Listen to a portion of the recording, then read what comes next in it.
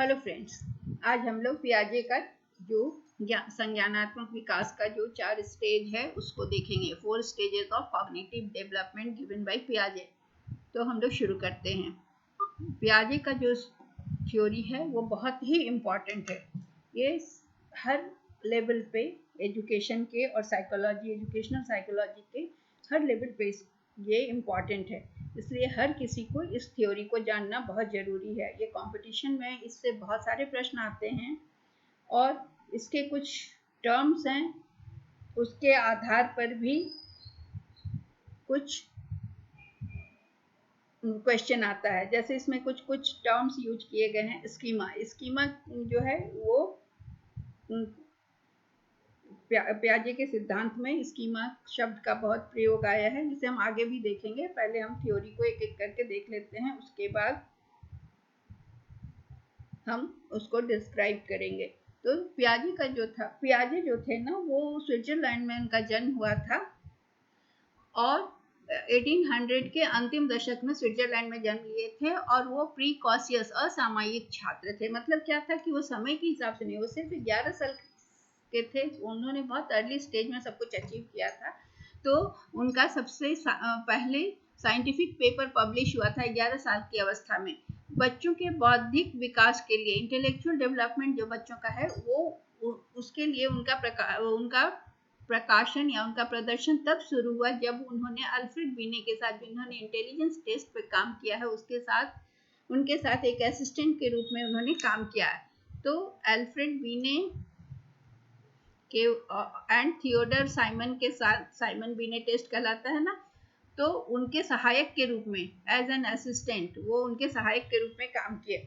और जिन्होंने अल्फ्रेड बीने और साइमन ने आईक्यू टेस्ट को स्टैंडर्डाइज्ड किया, मानकीकृत किया। पियाजे का थ्योरी जो है, जो संज्ञानात्मक विकास पर उन्होंने जो अपना सिद्धांत दिया, वो बताता है कि जैसे जैसे बच्चे बड़े होते हैं उनकी बुद्धि में परिवर्तन होता है।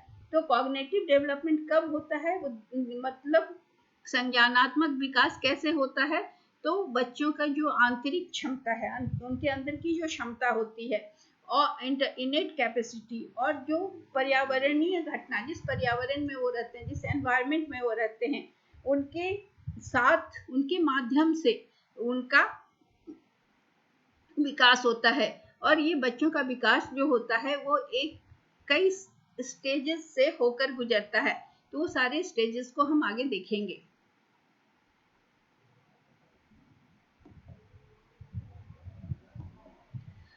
पियाजे का सिद्धांत जो है वो उनका, ये सिद्धांत में उन्हें प्रेरणा कहाँ से मिली, तो उन्होंने बच्चों के कॉग्निटिव विकास का जो भी उन्होंने अध्ययन किया या जो भी उनका इंटरेस्ट डेवलप हुआ, वो अपने एक भतीजी और अपने बेटे को देखकर और उसका ऑब्जर्वेशन करके उन्हें इस क्षेत्र में काम करने की रुचि आई। उन्होंने इस आइडिया पर अटेंशन दिया, ध्यान दिलाया लोगों का, कि बच्चे केवल छोटे वयस्क नहीं होते। उन्होंने बच्चों को छोटा वयस्क माना। उन्होंने ये कहा कि वो केवल छोटे वयस्क नहीं होते, बल्कि उनका जो सोचने का तरीका होता है वो मौलिक रूप से, मतलब वो कहीं से सिखाया नहीं होता, वो फंडामेंटली मौलिक रूप से अलग तरीके का होता है। पियाजे का मानना था कि बच्चे एक छोटे वैज्ञानिक के रूप में कार्य करते हैं। और वो क्या करते हैं, छोटे वैज्ञानिक के रूप में कार्य करने के लिए, मतलब वो किसी चीज को समझने के लिए वो पर्यावरण की खोज करते हैं, अपने एनवायरनमेंट में वो खोज करते हैं। उनका मानना था कि बच्चे उसको वो स्वाभाविक रूप से करते हैं। उसमें किसी भी बड़े के इंटरवेंशन की जरूरत नहीं होती। बड़े के हस्तक्षेप के बिना वो स्वाभाविक रूप से वो अपने वातावरण से बहुत चीजें सीखते हैं। तो उन्होंने बहुत सारे 4 स्टेजेस, डेवलपमेंटल स्टेजेस को लोगों के सामने रखा, जिसे हम एक एक करके देखेंगे।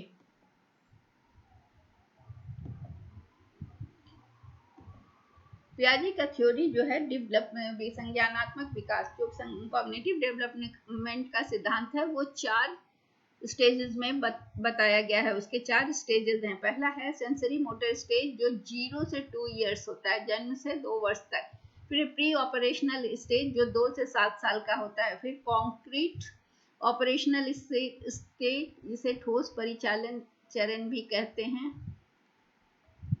और इसे प्री ऑपरेशनल का मतलब होता है पूर्व परिचालन,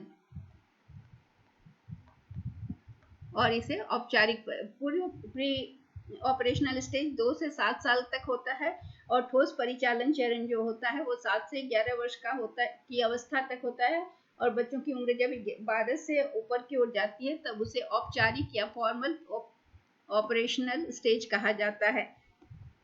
अब एक एक करके हम एक एक स्टेज को देखेंगे। तो ये सेंसरी मोटर स्टेज जो होता है, इसके पहले हम एक शब्द को समझ लें। उन्होंने कुछ शब्दों का प्रयोग किया। पहला है स्कीमा। स्कीमा जिसको हम आगे भी देखेंगे कि इसमें स्कीमा में क्या होता है कि बच्चे किसी भी चीज को, जब बच्चा छोटा होता है तो किसी चीज का वो अपने मन में परिकल्पना कर लेता है।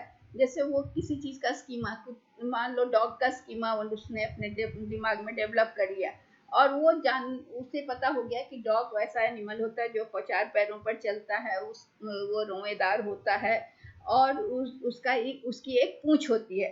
तब जब बच्चा जू में जाता है तो जो भी उस तरह का एनिमल उसको देखता है, टाइगर भी दिखता है या कैट भी दिखती है, तो उसको वो डॉग ही समझता है। तो इसको कहते हैं कि वो अपने किसी उसके दिमाग में जो बैठ गया डॉग का एक प्रारूप, तो फिर जब उससे मिलता जुलता कोई एनिमल होता है तो उसको उससे रिलेट करता है। So that is known as schema. दूसरा शब्द उन्होंने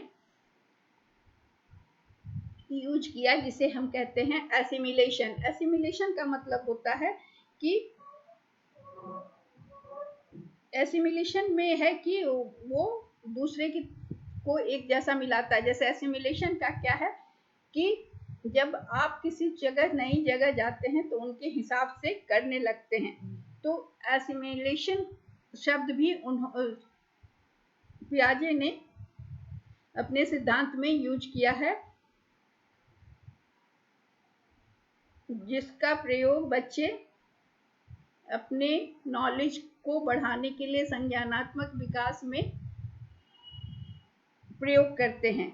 तो इसमें क्या होता है कि एसिमिलेशन है कि किसी भी नया इंफॉर्मेशन को बच्चे किस तरह से अडॉप्ट करते हैं, किस तरह से उसको आत्मसात करते हैं। किसी भी नए समस्या या किसी भी नई चीज को वो कैसे एसिमिलेट करते हैं, अडॉप्ट करते हैं, उसको इंफॉर्मेशन को अपने माइंड में फिट करते हैं।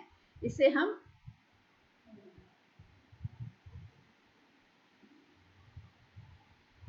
एसिमिलेशन कहते हैं।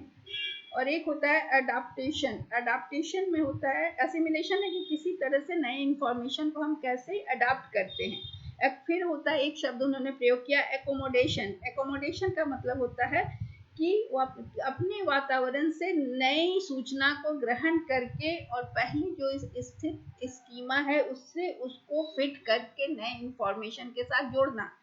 तो ये है कि जो एग्जिस्टिंग स्कीमा है उसके साथ नए सिचुएशन को जोड़ना।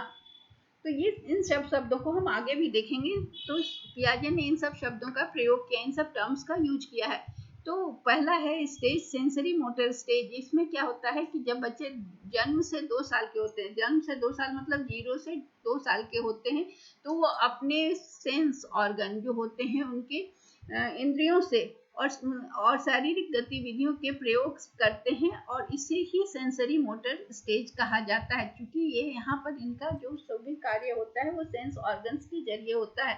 तो जो नवजात शिशु जो होता है वो अपने बेसिक रिफ्लेक्स एक्शन के द्वारा वो कम्युनिकेट करता है। जैसे क्या होता है, सकिंग, चूसना, या फिर अपने बाहों को हिलाना या सिर को हिलाना, ये सारी चीज। तो इसमें उसके जो 5 सेंसेस होते हैं जिसको हम कहते हैं दृष्टि, स्पर्श, साइट, टच, स्मेल, गंध, टेस्ट और हियरिंग से वो अपने सराउंडिंग को पहचानते हैं और समझते हैं। छोटे बच्चे जो होते हैं वो इस सारी चीजों को के बारे में अपने अनुभव से जानते हैं कि अलग अलग चीजें उन्हें कैसे महसूस कराती हैं। उन्हें वस्तुओं की बनावट, उनके टेक्सचर, उनके साइट, ये सब चीज को देखकर वो उनमें अंतर बताना सीखते हैं। तो यहाँ पर सबसे इम्पोर्टेंट सेंस ऑर्गन्स होता है इस स्टेज में, जब बच्चे उसके जरिए नई चीजों को सीखते हैं। जब वो 6 महीने के हो जाते हैं तो वो उन्हें ऑब्जेक्ट के स्थायित्व का समझ में आने लगता है। इसका मतलब है कि बच्चा जानता है कि वस्तु स्थायित्व, वस्तु है, प्रेजेंट है, चाहे वो दिखे या ना दिखे, या देख सके या सुन सके या महसूस ना कर सके, फिर भी उसे लगता है कि वो है। जैसे उसकी माँ सामने नहीं है, फिर भी उसे पता है कि माँ है। या कोई वस्तु, कोई खिलौना उससे अगर उसकी नज़र के सामने नहीं है, फिर भी उसे लगता है कि वो उस है। तो जब बच्चे को ऑब्जेक्ट परमानेंस आ जाता है, इसका मतलब होता है कि अब वो क्या करते हैं कि अपने तात्कालिक वातावरण से कोई मानसिक छवि बना सकते हैं। और उसमें क्या होता है कि केवल वो अनुभव से रिएक्ट नहीं करते, बल्कि किसी भी वस्तु की मानसिक छवि बन जाती है। कुछ बिहेवियर ऐसा होता है कि बच्चे को कुछ इस स्टेज में वह कुछ की स्किल डेवलप कर लिया है। मतलब इसको उदाहरण से समझ सकते हैं कि बच्चा को यह समझ आ गया है किसी भी कार्य का क्या प्रभाव पड़ेगा, इसलिए वह रोकर अटेंशन सीख करता है। वो जान गया है रोने से लोग उस पर ध्यान देंगे, या फिर वो किसी चीज को लेने के लिए या किसी शोर मचाने के लिए कुछ आवाज, कुछ खड़खड़ाहट कर सकता है, या रैटल्स जो उसके होते हैं, झुनझुने होते हैं, उसको बजाने से वो रिस्पॉन्ड करता है। तो नया जो बच्चा होता है, न्यू बॉर्न जो बच्चा होता है, उसका पहला मेथड जो होता है, जो बातचीत संवाद करता है, कम्युनिकेशन करता है, वो रिफ्लेक्स एक्शन से होता है। मतलब कि प्रतिवर्त क्रियाओं के माध्यम से। जैसे वो चूसना, वो अचानक से अपनी ही उंगली को चूसने लगता है, अपने बांह को हिलाने लगता है, या सिर को हिलाने लगता है। और ये 5 सेंस जो उसके होते हैं, देखना, सुनना, और टच करना, स्पर्श करना, गंध, स्वाद, ये 5 इंद्रियों का वो एक्सप्लोर करता है। तो इन्फेंट जो होता है ना, जो छोटा बच्चा होता है, वो इस दुनिया के बारे में कैसे जानता है? तो अपने सेंस ऑर्गन्स से जानता है, दुनिया को पहचानता है और समझता है। जब 8 मंथ का हो जाता है बच्चा, तब वो उस वस्तुओं के स्थायित्व को समझ पाता है, और ये समझता है कि जो चीज़ों को वो अभी नहीं देख रहा है, फिर भी वो मौजूद रहेगा। इसलिए वो चीज़ जब हट जाती है तो बच्चे उसको खोजते हैं। जैसे आप खिलौने को अगर ब्लैंकेट में छिपा देते हैं, तो बच्चा उसको ढूंढने के लिए जाता है, ये नहीं मानता कि वो चला गया। ड्यूरिंग इस स्टेज में बच्चा प्रेजेंट में, वर्तमान में रहता है। उसमें सिर्फ दुनिया की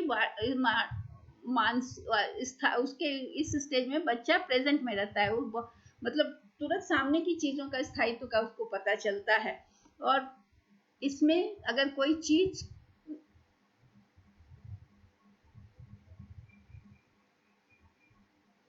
वो, जब आप सामने, उसके सामने अगर खिलौना छिपाते हैं, तो वो उसको खोजता है, लेकिन जब उसको आप एकदम हटा देते हैं, तो उसके दिमाग से वो चीजें चली जाती हैं।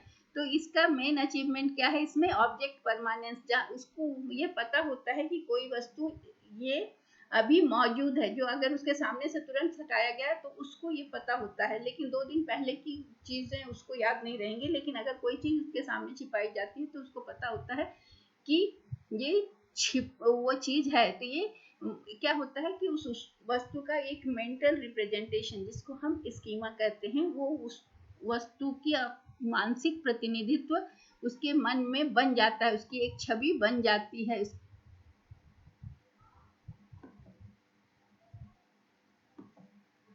तो इस स्टेज में 5 बिहेवियर जो होता है बच्चे इस पीरियड में करते हैं, प्रदर्शित करते हैं।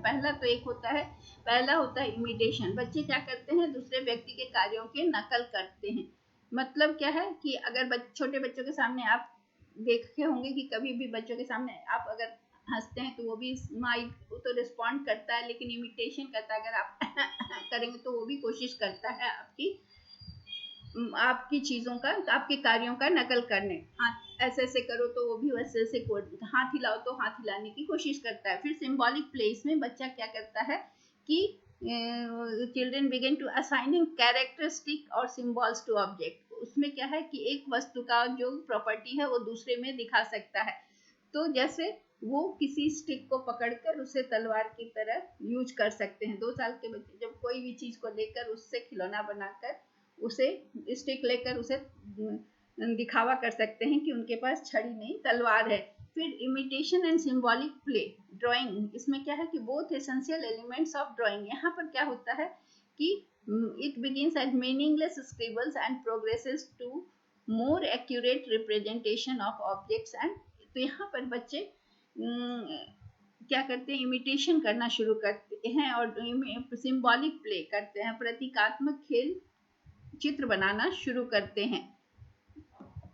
छोटे छोटे बच्चे कुछ कुछ बनाते हैं ऐसे ही कागज पे, और 2 साल के बच्चे होने पर अगर उनको कागज दे दो तो वो कुछ बनाकर कुछ प्रतीकात्मक चीज दिखाना चाहते हैं। मेंटल इमेजरी, इसमें क्या करते हैं कि बच्चे किसी भी चीज को, कई तरह की चीजों की कल्पना करते हैं और शब्दों और वस्तु के बीच में संबंध स्थापित करने के लिए वो बहुत सारे क्वेश्चंस पूछना शुरू कर दे, क्या है क्या है क्या है। बच्चे बहुत पूछते हैं। 2 साल के, जब 0 से 2 इयर्स में बच्चे जब बड़े होते हैं, 2 साल के 1.5 साल के होने के बाद वो हर चीज के बारे में पूछेंगे, ये क्या है, ये क्या है, हर चीज। तो ये क्या करते हैं कि बहुत सारी चीजों को अपने माइंड में वो विजुअलाइज, उनकी कल्पना करना शुरू कर देते हैं और उनके बारे में क्वेरी करना शुरू करते हैं। फिर वर्बल इवोकेशन ऑफ इवेंट्स, उसमें क्या होता है कि बच्चे वर्ड्स को यूज करते हैं और किसी भी चीज को बताने के लिए या वस्तु, पिछली घटना, वस्तु का वर्णन करने के लिए शब्दों का प्रयोग करना शुरू करते हैं। फिर आता है दूसरा स्टेज जिसमें प्री ऑपरेशनल स्टेज। यहाँ पर बच्चा 2 से 7 साल का हो जाता है। 2 से 7 साल की अवस्था में बच्चा, 2 साल का बच्चा से बात करने लगता है, चलने लगता है और बहुत सारी चीज़ों के बारे में क्वेरी करने लगता है, कुछ चीज़ों को पहचानने लगता है, उनके बारे में बताने लगता है। अब 2 से 7 साल का जो बच्चा होता है इस स्टेज में क्या करता है, इसका क्या डेवलपमेंट है, तो इसमें टॉडलर्स, 2.5 साल के बच्चों को हम टॉडलर्स कहते हैं, और छोटे बच्चे जो होते हैं वो क्या करते हैं, दुनिया को लैंग्वेज और मेंटल इमेजनरी, मतलब क्या है मेंटल इमेजनरी, मतलब कि मानसिक कल्पना के माध्यम से दुनिया का आंतरिक रूप को प्रतिनिधित्व करना शुरू करते हैं, बताना शुरू करते हैं या उसको रिप्रेजेंट कर सकते हैं। इस स्टेज में बच्चे जो हैं वो सिंबॉलिकली चीजों के बारे में सोच सकते हैं, जैसे ability to make one thing such as word और an object stand for something other than itself. अब वो किसी चीज को लेकर उससे दूसरा चीज को दिखला सकते हैं। जैसे कि छोटे बच्चे 2 से 7 इयर्स के बच्चों का अगर आप खेल खेल में बोलते हैं कि कुछ भी खिलौना दिखाकर या कुछ भी फ्रूट्स दिखाकर, एप्पल दिखाकर बोलेंगे कि अगर ये एप्पल को दिखाकर आप बोलेंगे कि ये बच्चे का नाम मान लो बबलू है, तो बोलिए ये बबलू है, और एप्पल को दिखा के बोलेंगे कि ये बबलू है, और बबलू को दिखा के बोलेंगे ये एप्पल है। तो उस चीज को वो समझ लेता है और फिर वो उसी तरह की बात बताएगा कि दूसरे चीज को दिखाकर, कि वो आपको भी बता सकता है कि आप वो दूसरा ऑब्जेक्ट है और वो ऑब्जेक्ट जो है वो आपके बारे में बता सकता है। मतलब क्या है कि वो कोई भी ऑब्जेक्ट किसी और चीज के लिए खड़ा कर सकते हैं। ठीक है, ये आप मतलब अगर किसी छोटे बच्चे को जानते तो उसके साथ करके देखें तो आपको और अच्छे से समझ में आएगा कि बच्चा उसको कैसे अडाप्ट करके तुरंत उसको आप पर लागू कर सकता है। A child's thinking is dominated by how the world looks now, not how the world is. It is not yet capable of logical problem solving type of thought. इसमें यहाँ बच्चे की सोच यह है कि जो दिख रहा है उसको वही बताता है, वो उसके बारे में नहीं सोच सकता कौन कैसा है। कोई गुस्सा कर रहा है तो वो गलत है, या कोई खुश है तो वो अच्छा है, कोई उसको प्यार कर रहा है तो वो अच्छा है, कोई डांट रहा है तो वो बुरा है। मतलब इस तरह की चीज वो कर सकता है, ये डिसाइड नहीं कर सकता कि वो अच्छा आदमी है, डांट रहा है तो क्या हुआ, इस तरह की सोच नहीं होती है, या not logical type of thought उसके दिमाग में नहीं आता।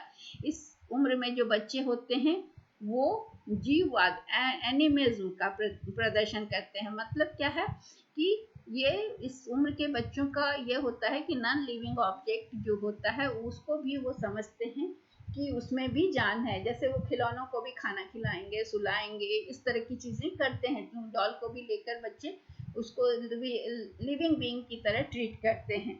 तो ये भावनाएं बच्चों में आती है कि वो जीव, हर चीज में जीववाद, एनिमिज्म मतलब लाइफ, हर चीज में नॉन लिविंग ऑब्जेक्ट में भी लाइफ बताते हैं और उसको एक पर्सन की तरह ट्रीट करते हैं। इस उम्र के जो बच्चे होते हैं वो लैंग्वेज उनका डेवलप हो जाता है 7 साल, और वो एब्स्ट्रैक्ट थॉट भी सोच सकते हैं, उन चीज़ों को भी सोच सकते हैं जो कि भौतिक नहीं है, जो फिजिकली प्रेजेंट नहीं है, उसके बारे में भी सोच सकते हैं। They also begin symbolic play मतलब कि इस तरह का प्ले कर सकते हैं कि वो डॉक्टर बन जाएंगे, खुद को डॉक्टर समझने लगेंगे, या खुद को बीमार बना लेंगे, इस तरह का प्रिटेंड वो कर सकते हैं, या पिक्चर ड्रॉ कर सकते हैं। और जो कि चीज़ें पिछली घटना में, पिछले समय में हो चुकी हैं, कि जैसे मतलब कि वो नानी के यहाँ गए थे तो ऐसा हुआ था, वो चीज़ को वो बता सकते हैं, उसके बारे में बता सकते हैं आपको, मतलब वो उन्हें याद रहने लगता है, पहले की घटनाएं भी याद आती हैं, और उसे उसके बारे में वो आपको बात करना शुरू कर सकते हैं, बता सकते हैं। प्रतीकात्मक खेल खेल सकते हैं, मतलब कभी वो डॉक्टर बन जाएंगे, कभी पुलिस वाला बन के प्रिटेंड कर सकते हैं, चित्र बना सकते हैं, और पहले की पास्ट, मान लीजिए कि वो किसी के घर गए, वहाँ क्या हुआ, उस घटना को भी आपको बता सकते हैं। इस स्टेज का क्या फीचर है कि यहाँ सेंट्रेशन, यहाँ पर जो अवस्था है इसमें एक पहला है पॉइंट सेंट्रेशन, केंद्रीकरण, इसका फीचर है। तो ये क्या है, सेंट्रेशन जो है ना, ये एक ऐसी प्रवृत्ति है या एक ऐसी स्थिति है जो उस समय बच्चा जो होता है एक समय में एक ही चीज पर ध्यान केंद्रित करता है। वो जब एक बच्चा एक ही समय में एक ही स्थिति पर ध्यान करता है, तो वो क्या करता है कि वो बच्चा क्या कर सकता है, same time they have ability to decenter, मतलब कि फिर वो यहाँ पर किसी एक पहलू पर ध्यान देगा, उस समय आप उसको दूसरी चीज की ओर आकर्षित करेंगे तो वो उस पर ध्यान नहीं देगा, जिस समय वो जिस चीज में इन्वॉल्व है उसी में लगा रहता है, वो एक साथ कई चीजों को नहीं सोच सकता। ड्यूरिंग दिस स्टेज क्या होता है, इस स्टेज में बच्चे को डिफिकल्टी होता है एक एस्पेक्ट से ज्यादा एस्पेक्ट के बारे में सोचने में, है ना। किसी भी सिचुएशन में एक समय में वो एक ही स्थिति जो सामने है उसके बारे में सोच सकता है, कई चीज़ों को एक साथ नहीं सोच सकता है, और वो सोशल सिचुएशन में उनको उसी तरह से दिक्कत, सोशल सिचुएशन में भी वो कई चीज़ों को नहीं समझ सकते हैं। जैसे उसको अगर आप किसी के पास ले जा रहे हैं, तो वो अगर किसी हाई, मान लीजिए ऐसे लोग के पास जा रहे हैं जिसका सब लोग सम्मान कर रहे हैं, तो बस वो उन्हीं की ओर सेंटर्ड रहेगा, फिर बाकी चीजों की ओर, बाकी लोगों की ओर उसका ध्यान नहीं जाएगा, चाहे वो सामाजिक संदर्भ हो, चाहे वो किसी भी स्थिति में हो, तो एक ही चीज। दूसरा है ईगो सेंटरिज्म। ईगो सेंटरिज्म में क्या होता है, दूसरा पॉइंट आ गया ये, अहम केंद्रित होता है। वहां पर बच्चा जो है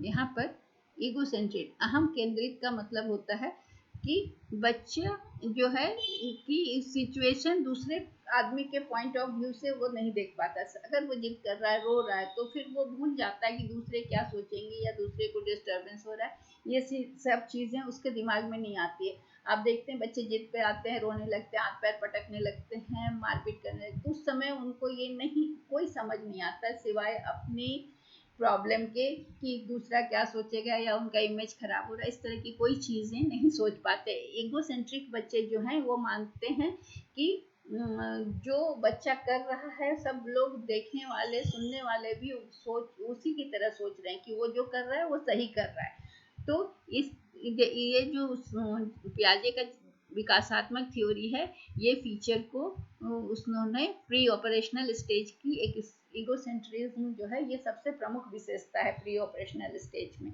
यहाँ पर बच्चे का जो भी कार्यकलाप होता है या जो भी विचार होता है या संचार होता है, वो स्व केंद्रित होता है, अहंकारी होता है, सेल्फ ईगो सेंटर्ड होता है। तो वो अपने ही को सही मानता है और ये मानता है कि सब लोग उसी के हिसाब से सोच रहे हैं और उसके मन में जो विचार है वही लोगों के भी विचार हैं। तीसरा है प्ले। प्ले बिगनिंग, इस स्टेज में क्या होता है कि बच्चे समानांतर खेल में व्यस्त होते हैं। मतलब क्या है कि बच्चे, क्या होता है कि same room as other children but they play next to others rather than with them. अब क्या होगा कि एक जगह बहुत सारे बच्चे खेल रहे हैं, फिर क्या होगा कि बच्चे आपस में नहीं खेलकर वो अपने में खेलने लगते हैं। तो यहाँ पर हर बच्चा अपने प्राइवेट वर्ल्ड में चला जाता है, सब मिलकर एक साथ नहीं खेलते। इस उम्र के बच्चे खेलते खेलते फिर वो अपने में खेलने लगते हैं, अपनी दुनिया में मस्त हो जाते हैं। तो ये कहना है कि इसमें क्या है कि इस स्टेज में जो होता है कि बच्चे की थिंकिंग इसमें मुख्य कार्य है कि बच्चे की सोच को यहाँ पर क्या करना होता है कि बाहरी बनाना है, केवल वो सेल्फ सेंटर्ड ना हो। तो इस स्तर में बच्चों का जो है संवाद जो है बच्चे के सोच को बाहरी बनाना, मतलब मिलकर रहने को सिखाने की बात होती है। तो यहाँ पर जो होता है फाउंडेशन ऑफ लैंग्वेज डेवलपमेंट में be laid during the previous stage, लेकिन क्या है but the emergence of language is one of the major hallmark of pre operation. इस स्टेज में लैंग्वेज का विकास या इस सबसे महत्वपूर्ण है। सिंबॉलिक रिप्रेजेंटेशन, इसमें क्या होता है कि प्री ऑपरेशनल स्टेज 2 से 7 साल है, लेकिन इसमें जब 2 से 3 साल की अवस्था होती है तो इसमें बच्चे का सिंबॉलिक फंक्शन नाटकीय वृद्धि बढ़ता है। मतलब क्या है कि this is ability to make one thing, a word और an object stand for something other than itself. मतलब क्या है कि यहाँ पर बच्चा जो 2 या 3 साल का है वो किसी चीज के लिए कोई भाषा या किसी शब्द का प्रयोग करता है जो एक प्रतीक के रूप में होता है, वो एक नया वर्ड किसी ऑब्जेक्ट के लिए बना लेता है। तो यहाँ पर language perhaps the most obvious form of symbolism that young children play. यहाँ पर बच्चे किसी चीज को, जैसे पानी को मम्मा मम्मम बोलते हैं, या किसी भी चीज को ना वो अलग शब्दों में उसका अलग सिंबॉलिक वर्ड बना लेते हैं। तो इससे सिंबॉलिक रिप्रेजेंटेशन होता है, हर बच्चा किसी चीज को अलग अलग शब्दों से प्रेजेंट करता है किसी किसी एक्टिविटी को। तो यहाँ पर यह बच्चा जो है उसको भाषा को प्रतीकवाद के का सबसे स्पष्ट रूप इसमें दिखता है। फिर तीसरा अगला है प्रिटेंड। प्रिटेंड में क्या है कि छोटे बच्चे जो होते हैं 2.5 से 3 साल, तो ये या 4-5 साल, इसमें क्या होता है कि वो ऐसा प्रिटेंड करते हैं जो वो नहीं है, और वो ऐसे ऐसे रोल प्ले करते हैं खेल खेल में, जैसे डॉक्टर बन गए तो डॉक्टर का आला लगा लिए, पुलिसमैन का स्टिक ले लिया, रिवॉल्वर ले लिया तो खुद को पुलिस। तो ये रियल लाइफ ऑब्जेक्ट्स या कुछ ऑब्जेक्ट्स को लेकर वो प्रिटेंड करते हैं, काल्पनिक जीवन में जीते हैं, या कोई काल्पनिक अपने साथ खेलने वाले को भी इमेजिन कर लेते हैं और उसके साथ बात करते हुए खेलते हैं, या जानवरों के साथ खेलते हैं उनसे बातें करते हुए जैसे वो सचमुच के हों। एनिमिज्म, इसमें क्या है कि बच्चे जो हैं ये प्री ऑपरेशनल स्टेज में वो खिलौनों को सोचते हैं कि उनमें ह्यूमन फीलिंग है और उनको उसी तरह से वो ट्रीट करते हैं। तो इस जीववाद एनिमिज्म जो है ये पियाजे का प्री ऑपरेशनल स्टेज का एक विशेषता है।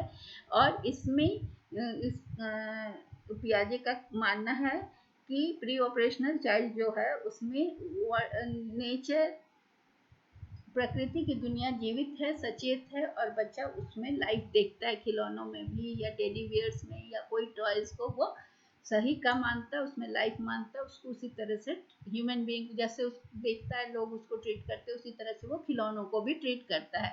इरिवर्सिबिलिटी, ये एज में बच्चा किसी चीज को इरिवर्सिबल नहीं कर सकता। मतलब जो चीज, जैसे वो यहाँ पर बच्चे को ये समझने में दिक्कत होती है कि अगर वो कोई बॉल है और उसकी हवा निकल गई है तो उसे ये समझने में दिक्कत है कि वो बॉल फिर से बन सकता है, उसमें हवा भरी जा सकती है। तो ये चीज जो अपरिवर्तनीयता, अनुक्रम की दिशा को उलटकर वो नहीं सोच सकता, किसी घटना की अनुक्रम दिशा को उसके शुरुआती बिंदु तक नहीं ले जा सकता है। तो उसे लगता है कि वो चीज फिर से बदल नहीं सकती है। जैसे अगर फुटबॉल पिचक गया तो वो फिर से उसमें हवा डालकर उसे फुलाया जा सकता है, ये कल्पना वो नहीं कर सकता।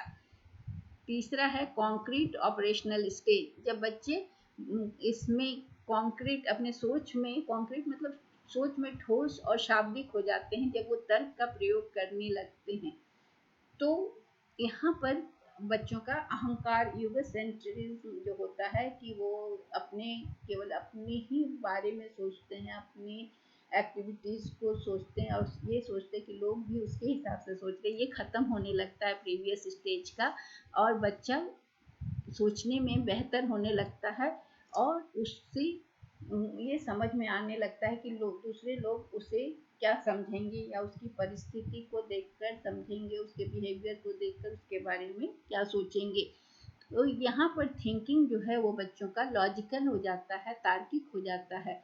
और इस यहाँ पर जो विकास की अवस्था होती है, यहाँ बच्चे अमूर्त और काल्पनिक अवधारणाओं को समझने में संघर्ष करते हैं, उसके लिए मेहनत करते हैं। इस स्टेज में बच्चे ईगोसेंट्रिक कम हो जाते हैं, अपने के बाद स्वयं स्व केंद्रित कम हो जाते हैं और उन लोगों के बारे में सोचना शुरू करते हैं, उनके बारे में महसूस करना भी सोचने लगते हैं कि लोग उनके बारे में कैसा सोचेंगे। इस अवस्था में जो बच्चे होते हैं वो ये समझने लगते हैं कि जो उनके विचार हैं वो उनके लिए अद्वितीय हैं, उनके विचार उनके लिए यूनिक हैं और हर आदमी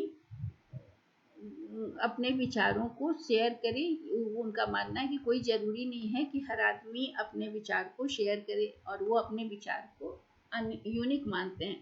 तो ये जो स्टेज होता है वो कॉग्निटिव डेवलपमेंट का इम्पॉर्टेंट स्टेज है। यहाँ पियाजे के अनुसार यह माना जाता है कि थिंकिंग जो होता है, जो सोच होता है, इसमें लॉजिकल हो जाता है। जैसे क्या होता है कि कंजर्वेशन, रिवर्सिबिलिटी, मतलब विचार, कंजर्वेशन का मतलब होता है विचार को सोचना, फिर उसे पुनः प्रयोग करना, और कंजर्वेशन हो गया conservation. Meaning of evasion, the act of avoidance.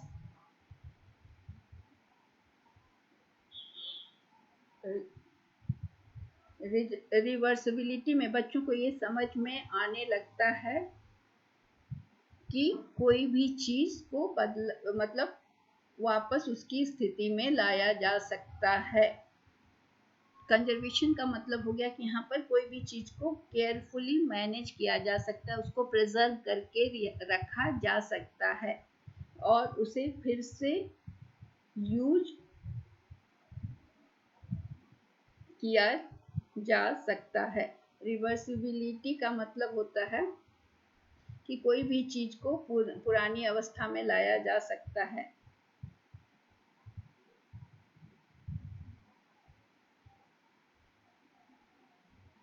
मतलब बॉल अगर पिचक गया है तो बॉल को फिर से पुनः उसके फूले हुए स्वरूप में लाया जा सकता है। तो और क्लासिफिकेशन किया जा सकता है, किसी भी चीज को अलग अलग वर्गों में बांटा जा सकता है। लॉजिकल रीजनिंग, ये सारी चीजों का विकास होता है। यह पीरियड करीब 7 से 11 साल तक रहता है। 7 वर्ष की अवस्था से लेकर यह 11 ईयर्स तक ये पीरियड रहता है। और यहाँ पर क्या होता है कि यहाँ पर जो सोच होती है बच्चों की, जो विकसित होती है, जो थिंकिंग विकसित होती है, वो ऑर्गेनाइज्ड होती है, हैफेजार्ड नहीं होती है कि एक सीक्वेंस में वो सोचते हैं और लॉजिकल और रैशनल सोचते हैं। रैशनल सोचना मतलब हर चीज़ का सही दृष्टिकोण से सोचते हैं। तो इस प्री ऑपरेशनल स्टेज में क्या बच्चा है, बच्चा नहीं समझ पाता था प्री ऑपरेशनल में कि 10 ml लिक्विड इन छोटे वाइट ग्लास में अगर हम डाल दें तो वो सेम होगा अगर 10 ml लिक्विड हम इस टॉल ग्लास में डालें। तो वो उस समय ये नहीं समझ पाता था। प्री ऑपरेशनल में इरिवर्सिबिलिटी नहीं थी कि ये ग्लास का पानी जो है तो दूसरे पतले ग्लास में डाल दिया तो उसकी क्वांटिटी, वो ऊंचा तक दिख रहा है, पानी बढ़ा हुआ दिख रहा है, तो वो सोचता था कि उसमें ज़्यादा पानी है। ये चीज़ यहाँ पर क्या होता है कि बच्चा को अब समझ में आने लगता है कि ये वाटर की क्वांटिटी सेम है, चाहे ग्लास चौड़ा हो या पतला हो। तो कॉन्क्रीट ऑपरेशनल स्टेज में इस कॉन्सेप्ट को वो समझ पाता है। प्री ऑपरेशनल स्टेज में बॉल का हवा निकल गया तो बॉल फिर से नहीं फूल सकता, या फिर पानी का ग्लास अगर चौड़े ग्लास से पतले ग्लास में कर दिया गया तो पानी की मात्रा बढ़ गई। उसकी ये जो सोच है वो अब यहाँ पर ये क्लियर हो जाती है कि पानी की मात्रा सेम है, ग्लास की लंबाई और चौड़ाई से उसकी मात्रा अलग अलग दिखती है। तो ये कॉन्सेप्ट को वो अब ग्रेस्प कर रहा है। लेकिन प्री ऑपरेशनल स्टेज में उसकी अवधारणा, ये कॉन्सेप्ट उसको क्लियर नहीं होता था, क्लियर नहीं था। जो इस स्टेज में बच्चे होते हैं उनका, वो बच्चे बड़े एक्टिव होते हैं, बहुत क्यूरियस होते हैं। उसमें वो खुद से कर कर बहुत सारी व्यवहारिक गतिविधियों जिसमें कि वो एक्सपेरिमेंट कर सकें, वो ऑब्जेक्ट्स को खुद से करके देख सकें, निरीक्षण कर सकें, ऑब्जर्वेशन कर सकें, और किसी भी चीज़ को कितने तरीकों से ये काम कर सकता है, ये पहलुओं को समझने में उन्हें मदद मिलती है और उनकी जिज्ञासा बढ़ती है। कॉन्क्रीट ऑपरेशनल स्टेज में चूंकि बच्चों को ये किसी भी चीज को प्रिजर्व करने का या फिर रिवर्सिबिलिटी सब कुछ सिखाता है, तो इसमें क्या है कि बच्चे यहाँ पर पजल सॉल्व करने में समर्थ हो जाते हैं। वो क्या होता है कि पजल के बहुत सारे टुकड़े को जोड़कर वह एक होल पिक्चर बनाने में समझ उनको आती है और वो सफल होते हैं। यहाँ पर थिंकिंग ज़्यादा लॉजिकल हो जाती है, तार्किक हो जाती है। तो यहाँ पर बच्चे रिजिड भी होते हैं। इस अवस्था में बच्चे जो हैं वो एब्स्ट्रैक्ट और हाइपोथेटिकल, काल्पनिक और अमूर्त चीज़ों की कल्पना के साथ संघर्ष करते उन्हें समझने में कठिनाई होती है। इस स्टेज में बच्चे ईगोसेंट्रिक कम हो जाते हैं और वो लोग दूसरे लोगों के बारे में भी सोचते हैं और दूसरे लोग उनके बारे में क्या सोचेंगे या क्या समझेंगे इसके बारे में भी उनको समझ आने लगता है। पियाजे का कहना है कि बच्चे कॉन्क्रीट ऑपरेशनल स्टेज में अच्छे होते हैं और वो आगमनात्मक तर्क में ज़्यादा अच्छे होते हैं। आगमनात्मक तर्क का क्या मतलब हुआ कि एक एक चीज़ को वो अनुभव करते हैं और उसके बाद वो किसी निर्णय पर पहुंचते हैं। एक इसका उदाहरण समझिए कि इंडक्टिव लॉजिक का उदाहरण क्या होगा कि आप जब सपोज कि आप जब भी बिल्ली को देखते हैं तो आपकी आंखों में खुजली होने लगती है, इचिंग होने लगती है, आपकी नाक बहने लगती है, आपका गला स्वेल कर जाता है। तो आप जब बिल्ली को देखते हैं तब ऐसा होता है। तो एक बार देखा, दो बार देखा, तीन बार, चार बार, कई जब बार बार ये घटना को देखने से आपका सेम सिम्टम्स आता है तो आप इस तरह को जनरलाइज करते हैं कि आपको बिल्ली से एलर्जी है, बिल्लियों से एलर्जी है। क्योंकि जब बिल्ली को देखते हैं तो आपके नोज रनिंग हो जाते हैं, आंखों में इचिंग होने लगती है, थ्रोट स्वेल कर जाता है। तो ये हुआ क्या, कई बार की घटना से एक जनरल रूल, मतलब एक एक घटना से को स्टडी करके जब हम इससे एक रूल बनाते हैं जिसे हम इंडक्टिव लॉजिक कहते हैं। तो ये इंडक्टिव लॉजिक बच्चे इस स्टेज में बच्चे समझने लगते हैं और इंडक्टिव लॉजिक को यूज करना शुरू करते हैं। दूसरा, इस स्टेज में एक और डेवलपमेंट होता है कि ये चीज़ों को रिवर्स करना समझते हैं। तो इसमें क्या है कि relationship between mental categories, reversibility में बच्चे समझ सकते हैं कि दो चीज़ों में रिलेशन रिवर्स करके समझ सकते हैं। जैसे एक उदाहरण यहाँ दिया हुआ है कि अब ये बच्चा यहाँ पर ये समझ रहा है कि उसका डॉग जो है वो लेब्राडोर है, ठीक है, और उसका डॉग लेब्राडोर प्रजाति का है और लेब्राडोर क्या है, एक डॉग है। तो लेब्राडोर, उसका डॉग एक एनिमल है। यहाँ पर एक चीज छूट रहा है कि लेब्राडोर एक is a dog and Labrador is an animal also, is an animal. तो उसे ये समझ में आता है कि उसका लेब्राडोर एक कुत्ते की जाति है, प्रजाति है, कुत्ता एक एनिमल है और उसका डॉग लेब्राडोर है, इसलिए उसका डॉग एक एनिमल है। ये रिलेशन इरिवर्सिबिलिटी या रिलेशनशिप बिटवीन मेंटल कैटेगरीज को स्टैब्लिश करने में वो समझ पाता है कि उसको ये समझ में आता है कि कुत्ता लेब्राडोर है और लेब्राडोर कुत्ते की एक प्रजाति है। लेब्राडोर कुत्ता जानवर है और उसका कुत्ता एक जानवर होता है। दूसरा की डेवलपमेंट इस स्टेज में क्या होता है कि जब कुछ बदलता है शेप या अपीयरेंस में तो वो सेम होता है, जिसको हम कंजर्वेशन कहते हैं, है ना कॉन्सेप्ट, इसको हम कंजर्वेशन कहते हैं। जैसे कि मान लीजिए कि एक बड़ा चॉकलेट का टुकड़ा है, तो वो उसको हम छोटे छोटे टुकड़े में बांट देते हैं तो वो वही चॉकलेट रहता है। एक बड़े चॉकलेट को जब हम छोटी छोटी टुकड़े में तोड़ते हैं तो भी वो उसका अमाउंट सेम रहता है, जबकि वो पूरा था। मतलब एक कैंडी जब बार जो पूरा था उसको जब हम छोटे टुकड़ों में तोड़ देते हैं तो तोड़ने के बाद जो अमाउंट होता है वो बच्चे को अब समझ में आता है कि वो था सेम जब कैंडी बार के रूप में था, जब उसको हम तोड़ दिए। तो इसको हम कहते हैं कंजर्वेशन। अगला है formal operational stage. This is the last stage, final stage of पियाजे थ्योरी का कॉग्निटिव डेवलपमेंट का। ये 12 एंड अबव, इसका पीरियड है 12 इयर्स एंड अबव। तो 12 से बढ़ ऊपर के उम्र वाले, 12 साल के जब बच्चे 11 साल तक था, या up to up and above, ठीक है, अडल्टहुड तक। इस डेवलपमेंट का ये स्टेज जो होता है, यहाँ पर थिंकिंग जो है वो परिष्कृत होती जाती है, सोच परिष्कृत होती है, उन्नत होती है, एडवांस होती है। बच्चे अब यहाँ पर अमूर्त चिंतन कर सकते हैं, सैद्धांतिक अवधारणाओं को समझ सकते हैं, लॉजिक का प्रयोग कर सकते हैं, किसी भी चीज़ का नया सॉल्यूशंस ढूंढ सकते हैं, क्रिएटिव सॉल्यूशंस ढूंढ सकते हैं, डाइवर्जेंट थिंकिंग कर सकते हैं, उनका लॉजिकल थॉट डेवलप होता है। डिडक्टिव रीजनिंग, अपने इंडक्टिव देखा, डिडक्टिव रीजनिंग में क्या होता है कि एक रूल बता दिया जाता है, उसको हम अलग अलग केसेस पे लागू कर सकते हैं और सिस्टेमेटिक प्लानिंग कर सकते हैं। ये स्टेज में फाइनल स्टेज जो है, ये पियाजे का थ्योरी में ये इसमें लॉजिक, डिडक्टिव रीजनिंग और एब्स्ट्रैक्ट आइडियाज की समझ आती है। इस पॉइंट पर किशोर जो होते हैं और जो युवा होते हैं, वयस्क जो होते हैं, वो किसी भी चीज का बहुत सारा, कोई भी समस्या के बहुत सारे सॉल्यूशंस ढूंढने में सक्षम होते हैं। डाइवर्जेंट थिंकिंग जिसका कहते हैं, क्रिएटिव थिंकिंग कहते हैं। और उसके बाद किसी भी चीज़ का जो उनके चारों ओर की दुनिया है उसके बारे में बहुत ही वैज्ञानिक रूप से सोचने में सफल होते हैं। यहाँ पर बच्चे अमूर्त चिंतन करते हैं और काल्पनिक समस्याओं को सुलझाने की भी कोशिश करते हैं और उनके बारे में सोचते हैं।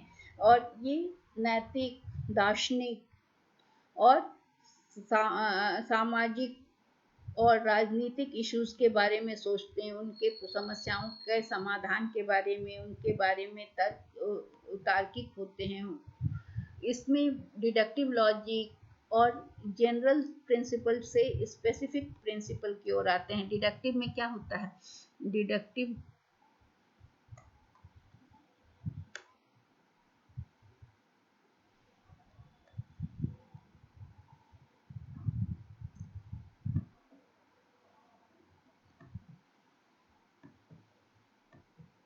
डिडक्टिव थिंकिंग में क्या होता है कि वो जनरल रूल से स्पेसिफिक इंफॉर्मेशन तक पहुंच पाते हैं। इसमें एब्स्ट्रैक्ट आइडियाज के बारे में सोच सकते हैं, उसके सॉल्यूशंस को सोच सकते हैं।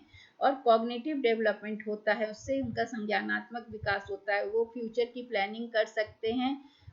और उनकी किसी भी चीज़ की क्रिटिकल थिंकिंग का मतलब होता है उनकी इंडिपेंडेंट थिंकिंग की एबिलिटी डेवलप करती है। इस स्टेज में वो स्वतंत्र रूप से सोच सकते हैं।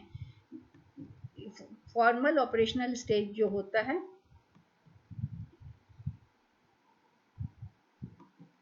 इसमें वो बच्चा जो है वो 4 स्पेसिफिक स्किल आता है इस स्टेज में। पहला डिडक्टिव रीजनिंग, जिसमें क्या हुआ कि जनरल से स्पेसिफिक की ओर जाते हैं। एब्स्ट्रैक्ट थॉट, किसी भी समस्या के बारे में सोचना, उसका अमूर्त चिंतन और उसके बारे में प्रॉब्लम सॉल्विंग, किसी भी समस्या का समाधान करना। मेटाकॉग्निशन क्या होता है कि ये है एक तरह का थिंकिंग का प्रोसेस है जिसमें कि वो कोई भी अपनी सोच और सीखने के बारे में सोच विचार कर सकता है, अपनी थिंकिंग को और अपनी लर्निंग को इम्प्रूव करने को सोच सकता है।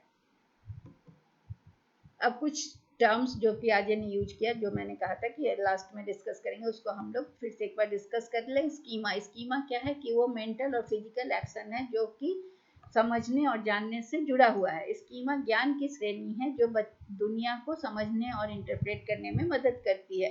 तो पियाजे का ओपिनियन था कि कोई भी नॉलेज को ज्ञान प्राप्त करना जो कि पहले से मौजूद स्कीमा में हम उसको जोड़ते हैं और बदलते हैं। तो जैसे बच्चे के पास स्कीमा है कि एक एनिमल है जैसे डॉग, जिसकी पूंछ होती है, रोए होते, 4 पैर होता है, तो बच्चा का पूरा एक्सपीरियंस उस छोटे डॉग से है और वो कहता है कि सभी डॉग, उसके दिमाग में है कि सभी डॉग एक जैसे होते हैं, छोटे होते हैं, फरी होते हैं, 4 लेग होता है, तो सभी डॉग को वो एक जैसा समझता है। लेकिन बच्चा कोई दूसरा बहुत तरह के डॉग से मिलता है, तो उसमें क्या होगा कि वो नए इंफॉर्मेशन को क्या करता है कि पुराने जो इंफॉर्मेशन उसके दिमाग में डॉग का कि वो छोटा होता है, उसके साथ जोड़ता है, पहले से मौजूद जानकारी के साथ जोड़ता है और उसको फिर संशोधित करता है, और उसके बाद जो नया बहुत तरह के जो डॉग हैं उनको उनके साथ जोड़कर और सब तरह के डॉग को एक डॉग की कैटेगरी में रखता है। दूसरा है एसिमिलेशन शब्द। तो ये प्रोसेस क्या है पियाजे के हिसाब से कि जो पहले से हमारी स्कीमा में जो जानकारी है और हम नई जानकारी को जो हम लेके जा रहे हैं उसको जब हम मिलाते हैं उसको हम एसिमिलेशन कहते हैं। मतलब पहले से डॉग के बारे में बच्चे को जानकारी को छोटा होता है, फिर वो बहुत तरह के डॉग्स को देखता है, उसको जब उस अपने मौजूदा स्कीमा में उसको जोड़ता है और उसको फिर उसमें मॉडिफिकेशन होता है, इसको हम एसिमिलेशन कहते हैं। ये कुछ सब्जेक्टिव टाइप का है क्योंकि वो पहले से मौजूद जो भी हमारा विश्वास है या जो आइडिया है उसके साथ हम जोड़ते हैं और उसमें हम थोड़ा संशोधित करते हैं। जैसे कुत्ते को देखना और उस पर बच्चे को डॉग को एसिमिलेट कर रहे हैं, पहले से डॉग का जो स्कीमा मौजूद था, जो आइडिया था, उसमें नए तरह के डॉग को जोड़ना और उसके साथ एसिमिलेट करना, इसे हम एसिमिलेशन कहते हैं। फिर उन्होंने एक वर्ड यूज किया पियाजे ने, एकोमोडेशन। ये क्या है कि ये एडाप्टेशन की एबिलिटी है, जो एग्जिस्टिंग स्कीमा है ऑलरेडी उसको नए इंफॉर्मेशन के साथ जोड़ना, उसको हम एकोमोडेशन कहते हैं। ठीक है, तो जो भी स्कीमा जो हमारा मौजूदा था उसको बदलने की क्षमता को हम एकोमोडेशन कहते हैं। फिर इक्विलिब्रेशन, पियाजे ने इस शब्द का प्रयोग किया जिसमें कि बच्चा जो है सो कॉग्निटिव डेवलपमेंट के अलग अलग चरणों के माध्यम से नए ज्ञान की ओर बढ़ता है और पुराने ज्ञान के साथ पहले के ज्ञान को नए ज्ञान के साथ बैलेंस करता है और नए नॉलेज के आधार पर अपने व्यवहार के बीच को बदलता है। तो पियाजे का कहना है कि सब बच्चे जो हैं वो एसिमिलेशन और एकोमोडेशन का प्रयोग करके बैलेंस बैठाते हैं दोनों का, और उसको जब एसिमिलेशन और एकोमोडेशन के बीच जो बैलेंस करते हैं उसको इक्विलिब्रेशन कहते हैं। और ये इक्विलिब्रेशन जो है, ये संतुलन जो है पुराने ज्ञान के साथ नए ज्ञान का आत्मसात करने के लिए संतुलन जो बनाते हैं, उससे मदद करता है कि बच्चा एक स्टेज से दूसरे स्टेज में कैसे जाता है। कॉग्निटिव डेवलपमेंट, संज्ञानात्मक विकास का चरण के विभिन्न चरणों में उसका विकास कैसे होता है। तो यहाँ पर यह ध्यान रखना या जानना महत्वपूर्ण है कि पियाजे ने बच्चों के बौद्धिक विकास को या कॉग्निटिव डेवलपमेंट को एक क्वांटिटेटिव प्रोसेस नहीं माना, केवल मात्रा में नहीं माना, बल्कि कहना उनका मानना था कि बच्चे केवल अपने मौजूदा ज्ञान में नए ज्ञान को केवल जोड़ते नहीं हैं, बल्कि वो उनके सोचने के तरीके में भी गुणात्मक परिवर्तन होता है जैसे जैसे वो बड़े होते हैं। तो पियाजे का कहना था कि उसमें क्वालिटेटिव चेंज होता है, केवल मात्रात्मक, केवल जोड़ते नहीं जा रहे, इंफॉर्मेशन का जखीरा नहीं बन रहा है कि पहले से ये था उसमें और ऐड, बल्कि उसमें क्या होता है कि वो गुणात्मक परिवर्तन होता है, उसके सोचने के तरीके में परिवर्तन होता है। तो जैसे जैसे बच्चे बड़े होते हैं, स्टेजेस उनका बढ़ता है कॉग्निटिव डेवलपमेंट का, उनका नॉलेज में क्वालिटेटिव परिवर्तन होता है। तो पियाजे ने इस तरह से बच्चों के संज्ञानात्मक विकास में महत्वपूर्ण योगदान दिया और जो कि आज भी प्रभावशाली है। हालांकि उनके सिद्धांतों के कुछ लोगों ने आलोचना भी की है। So that's all for today, thank you.